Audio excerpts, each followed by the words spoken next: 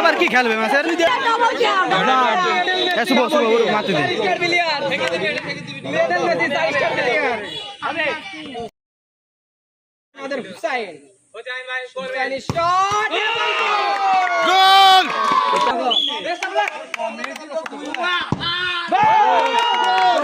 মারাত্মক শট দিয়েছে।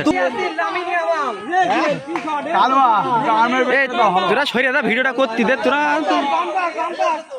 ভাই ওর মতো মাথায় দেন, গোল ভিতরে থাকলেই হবে।